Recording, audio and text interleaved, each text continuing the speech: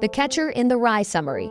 Part 1. Holden's World and Expulsion from Pencey Prep. J.D. Salinger's The Catcher in the Rye begins with Holden Caulfield narrating his story in a conversational, rambling style.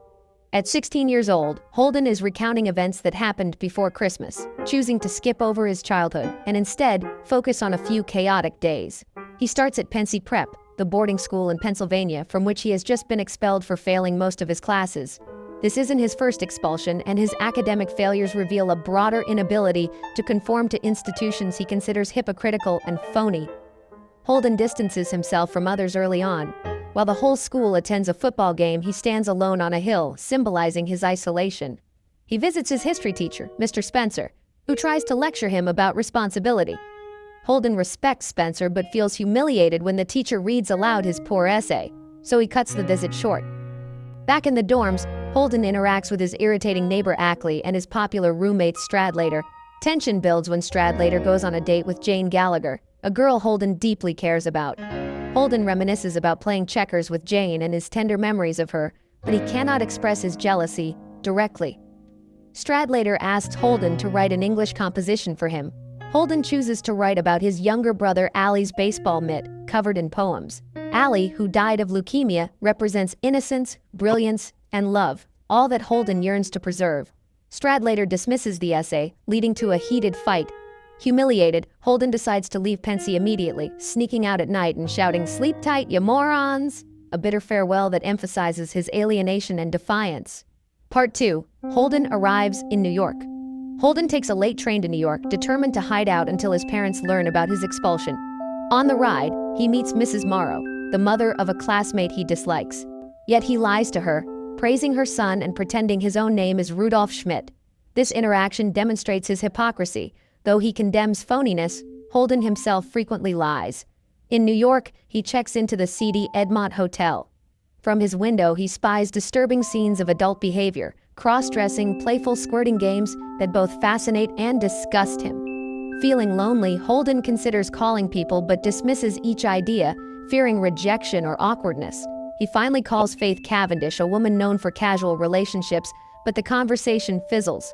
Later, Holden visits the hotel's nightclub, the Lavender Room, where he dances with 3 women. Though he enjoys dancing, he resents their superficial obsession with movie stars. The night leaves him lonelier, amplifying his longing for real connection. Already, New York feels overwhelming and alienating. Part 3. Encounters with strangers and Maurice the pimp. Holden takes a cab to Ernie's nightclub, asking the driver about ducks in the Central Park Lagoon, a recurring question symbolizing his fear of change and loss. At the club, he feels uncomfortable among the crowd and runs into Lillian Simmons, whom he finds insincere. He quickly leaves. Back at the Edmond, Holden makes a rash choice when the elevator operator Morris offers to send a prostitute. Curious but inexperienced, Holden agrees. Soon, Sunny, a young prostitute, enters his room. Instead of sleeping with her, Holden nervously tries to chat, inventing excuses about recovering from surgery. Sunny becomes irritated, but he pays her anyway. After she leaves, Holden feels depressed, ashamed of his inability to connect emotionally. Later, Maurice and Sunny return to extort more money. Holden resists, but Maurice beats him up while Sunny takes the extra cash. Humiliated, Holden fantasizes about being a tough gangster, yet this childish daydream contrasts sharply with his actual vulnerability. Part 4. Memories of Jane Gallagher and attempts at connection. The next morning, Holden reflects on Jane Gallagher, recalling tender moments of playing checkers and holding hands. Jane symbolizes innocence and genuine connection, yet Holden cannot bring himself to call it. Instead, he arranges a date with Sally Hayes, an old girlfriend. Before meeting Sally, Holden wanders the city. He buys a record, Little Shirley Beans, for his younger sister Phoebe, symbolizing his wish to preserve innocence. He also talks with 2 nuns at a cafe, admiring their kindness and sincerity. This encounter gives him brief hope that purity still exists in the world. Holden meets Sally and takes her to a play. Growing increasingly disillusioned, he lashes out at the phony audience and actors. Afterward, he impulsively suggests running away to live in a cabin together. Sally refuses, calling the idea unrealistic, and Holden insults her. Their date ends in disaster, reinforcing Holden's inability to sustain relationships when others fail to meet his idealistic standards. Part 5. Holden's encounters with old friends. Still lonely, Holden contacts Carl Luce, an older acquaintance from prep school.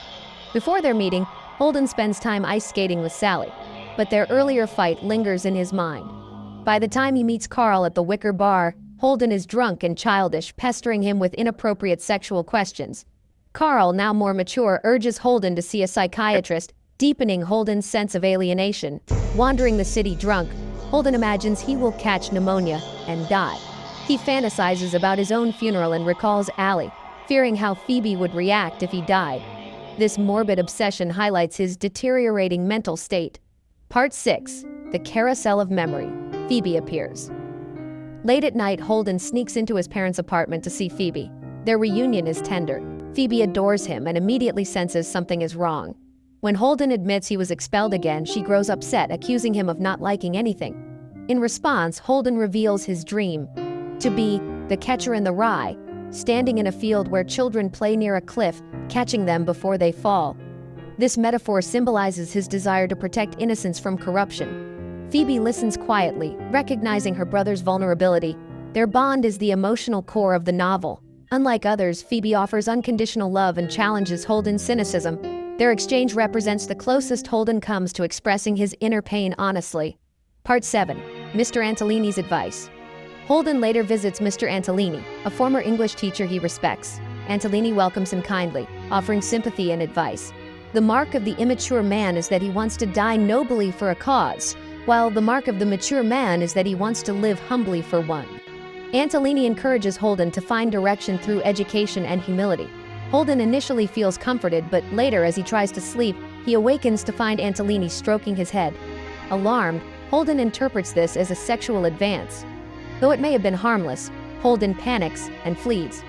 This moment shatters his trust and reinforces his belief that adults inevitably betray innocence. Part 8. Holden's breakdown in the city. Exhausted and paranoid, Holden roams New York. He feels faint, hallucinates that he will disappear whenever he steps off a curb, and desperately pleads with his deceased brother Allie to save him. His breakdown reflects his collapse under the weight of alienation, grief, and fear of adulthood. At one point, Holden decides to run away entirely. He fantasizes about moving west, living as a mute and avoiding all human interaction. Before leaving, he goes to see Phoebe at school to say goodbye. Part 9. The carousel scene. Phoebe insists on joining Holden, packing her suitcase and refusing to let him disappear. Touched, Holden realizes he cannot abandon her. They walk together to the Central Park Zoo, where Holden watches Phoebe ride the carousel. In a pivotal moment, Holden allows Phoebe to try reaching for the golden ring on the carousel, even though she might fall. He recognizes that children must take risks and cannot be fully protected. Watching Phoebe ride fills Holden with joy and peace, marking his first acceptance of life's uncertainty. Part 10. Conclusion and reflection. The novel ends with Holden narrating from a rest home, where he is recovering. He refuses to share what happened after the carousel, but he hints at a nervous breakdown. Holden expresses regret about telling his story, feeling lonely now that it's over. Yet he also reveals a desire to reconnect. He misses the people he criticized, showing a shift from pure alienation toward empathy. Holden's journey is not one of triumph but of fragile growth. He confronts the pain of loss, the fear of adulthood, and the impossibility of preserving innocence. While his future remains uncertain, his love for Phoebe and the carousel moment suggest a small but significant step toward healing.